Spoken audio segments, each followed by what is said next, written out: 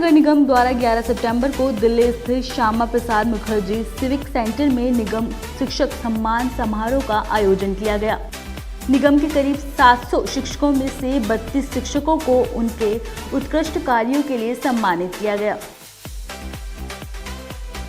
इस मौके पर पश्चिमी दिल्ली से लोकसभा सांसद प्रवेश साहब सिंह शर्मा, भाजपा के राष्ट्रीय महासचिव और राज्यसभा सांसद अरुण सिंह, मेयर अनामिका सिंह और शिक्षा समिति के अध्यक्ष मुकेश सुयान एवं कई गणमान्य अतिथियों ने उपस्थिति दर्ज करवाई और शिक्षकों के हौसले को बढ़ाया।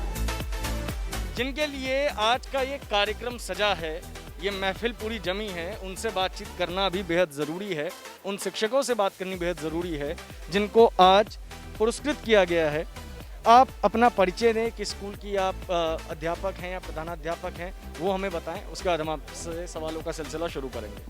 मैं मीनाक्षी, पालम गाँव कन्या से, मैं अध्यापिका हूँ वहाँ पर। मैडम, निगम स्कूलों की एक छवि बनी हुई है कि वहाँ पे जो एजुकेशन सिस्टम है वो थोड़ी सी खराब है। वजह जो कैडर का बच्चा वहाँ पे आता है, उनके माता पिता के पास इतना समय नहीं हो पाता कि वो अपने बच्चों को दे पाए। सबसे पहले तो उस छवि से आप लोग कैसे निकले, और दूसरा सवाल, आगे की आप लोगों की जो प्लानिंग्स है वो क्या है? देखिए, जो एमसीडी में बच्चा आता है, अगर और बच्चों के मुकाबले देखें, अगर वो 100 में से 20 अंक भी प्राप्त करता है तो वो 20 अंक उसके अध्यापक से ही उसे मिले हैं, क्योंकि वो बच्चे उस वर्ग से आते हैं जहां उनकी कोई मदद नहीं करता। उनके पेरेंट्स इतने पढ़े लिखे नहीं हैं, उनके पास इतने साधन नहीं है, वो फाइनेंशियली इतने स्ट्रॉन्ग नहीं है कि ट्यूशन्स या बाहर की फैसिलिटीज़ अवेल कर सके। तो जो भी वो सीख रहे हैं वो स्कूल से सीख रहे हैं, अध्यापक से सीख रहे हैं, उस वातावरण से सीख रहे हैं। हमारी सबसे बड़ी कोशिश ये है कि हम उस वर्ग को सबसे ज़्यादा फ़ायदा पहुंचाएं जिसके पास सुविधाओं की सबसे ज़्यादा कमी है। जैसे हम ई लर्निंग करा रहे हैं, लेकिन हमारे सभी बच्चों के पास स्मार्टफोन नहीं है, हमारे सब बच्चे उस सुविधा का फ़ायदा नहीं उठा सकते हैं। तो हम उसके लिए कोशिश कर रहे हैं कि किसी भी साधन से, कि पड़ोसी से, रिश्तेदारों से, किसी भी तरह से उनको बुक्स प्रोवाइड करवा दी गई हैं, उनको वर्कशीट्स दी जा रही हैं, ताकि वो कहीं पिछड़ ना जाए उसमें। क्योंकि अगर वो बच्चा पिछड़ जाता है तो उसके 2 कदम उसको 10 कदम पीछे ले जाते हैं। तो यही हमारी कोशिश है कि हर बच्चे को हम अपनी क्लास में वो सारी सुविधाएं दे पाएं। अभी जो नई एजुकेशन पॉलिसी आ रही है वो प्राइमरी एजुकेशन पे बहुत जोर दे रही है। एजुकेशन पॉलिसीज़ पहले भी बनी हैं, आगे भी बनेंगी। बड़ी बात है उसका एग्जीक्यूशन, और एग्जीक्यूशन की जिम्मेदारी आप लोगों के ऊपर है। आप लोगों ने कोई तैयारी की है इस चीज़ के लिए कि किस तरीके से देश में प्राइमरी एजुकेशन को स्ट्रॉन्ग किया जाएगा, जबकि आपको पता है कि आपके पीछे कोई हेल्पिंग हैंड नहीं है, क्योंकि वो पेरेंट्स शायद ही अपने बच्चों को थोड़ा भी समय दे पाए। देखिए, हमारे देश में एक बहुत बड़ी समस्या ना कहकर उसको ये कहें कि अंग्रेजी पढ़ाने का एक बहुत बड़ा क्रेज़ है हर माता पिता में।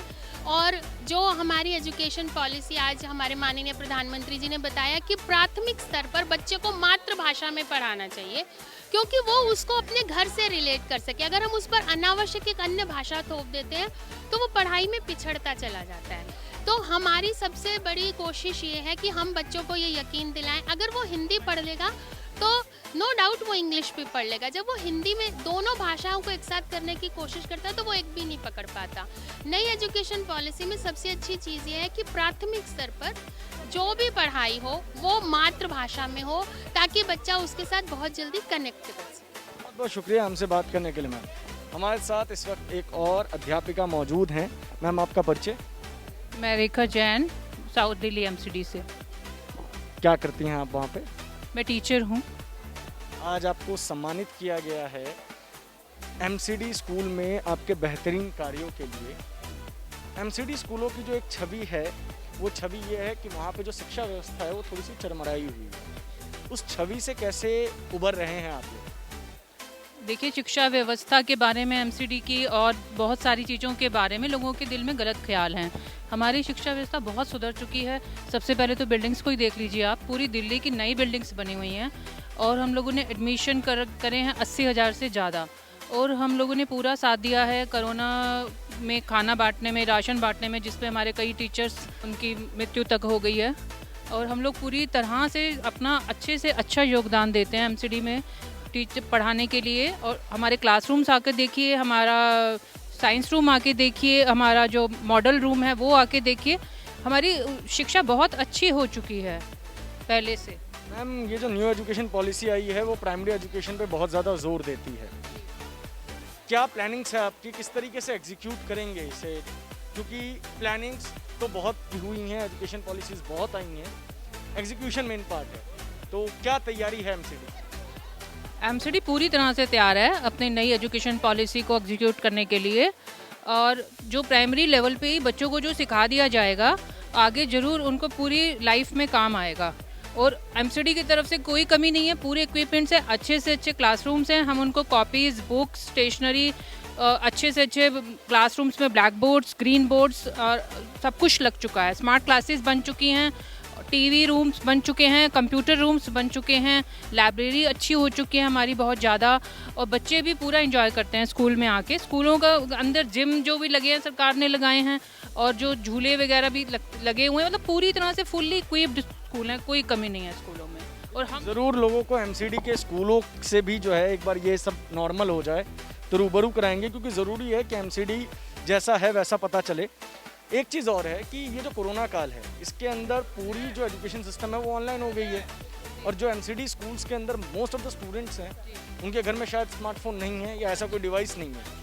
तो आप लोग किस तरीके से उन बच्चों के साथ डील कर रहे हैं? देखिए, हमारे जो बच्चे आते हैं वो बहुत अच्छे घरों से नहीं आते हैं, ये हम भी जानते हैं। क्योंकि जो बड़े बड़े घरों के बच्चे होते हैं वो जो भी जितना एफर्ट कर सकते हैं यही चाहते हैं कि हम पब्लिक स्कूल में बच्चों को पढ़ाएं, लेकिन वो नहीं जानते कि एमसीडी स्कूल में बहुत अच्छी पढ़ाई होने लगी है। हम टीचर्स इतनी मेहनत करते हैं बच्चों के साथ में, नर्सरी से ही लेकर हम लोग शुरू हो जाते हैं। और कोरोना वगैरह में हम लोग इस ऑनलाइन पढ़ा रहे हैं। जिन बच्चों के पास फ़ोन नहीं है, स्मार्टफोन्स नहीं है, उनका वो नहीं आ सकता है, तो हम उनको लगातार फ़ोन करके पढ़ाते हैं।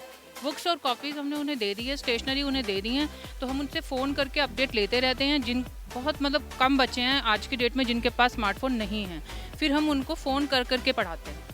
हम उनसे फ़ोन करके दिन में 3-4 बार, चाहे 6 बार फ़ोन करना पड़े, हम उसको काम देते हैं, उनसे काम का अपडेट लेते हैं और किसी भी बच्चे को पीछे नहीं छोड़ते हैं।